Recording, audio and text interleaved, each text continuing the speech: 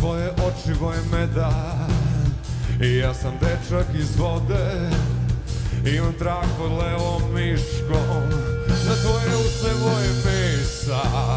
Spustit ću kap svoje vode, pustit ću glas iz grla.